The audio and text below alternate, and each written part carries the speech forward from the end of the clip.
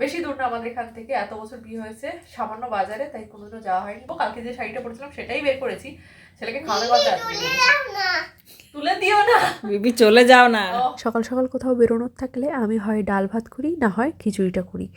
এই দুটোই তাড়াতাড়ি হয়, আর আমার ছেলেও খেতে ভালোবাসে, তাড়াতাড়ি খাওয়ানোও হয়ে যায়। এর ভিতরে একটুখানি ঘি দিয়ে দেবো, টেস্টটা দারুণ আসে। আর আজকে সত্যি হয়েছিল খুব ভালো। আমি যেখানেই যাই না কেন, ছেলের খাবারটা আমি নিজের হাতে বাড়ির থেকে বানিয়ে নিয়ে যাই। তারপর সবাই স্নান করে নিয়েছি, এখন বেজে গেছে সকাল নয়, দুপুর হতে গেল, 10:30 মতন বাজে। এখন যাবো আমার এক পিসি বাড়ি, মা বলেছে এবার নিয়েই যাবে।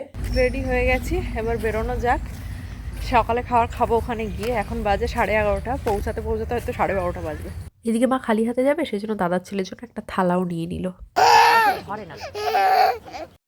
এদিকে দাদা স্কুলে গেছে বলে ভাই এসে এখন দাদার খেলনায় কবজা করেছে। এই খেলনাটা পেয়েও খুব খুশি।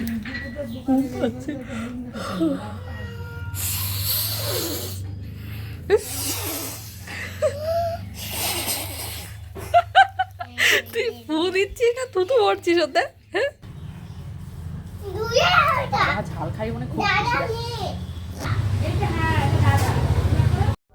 ঘুম থেকে মোটে উঠছিল না, আর ওর বাবা যেই এই চকলেটটা না কি এটা বের করেছে, অমনি লাফ দিয়ে উঠেছে।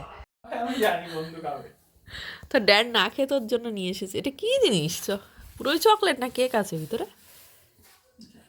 ভালো, খুব ভালো, টেস্টি।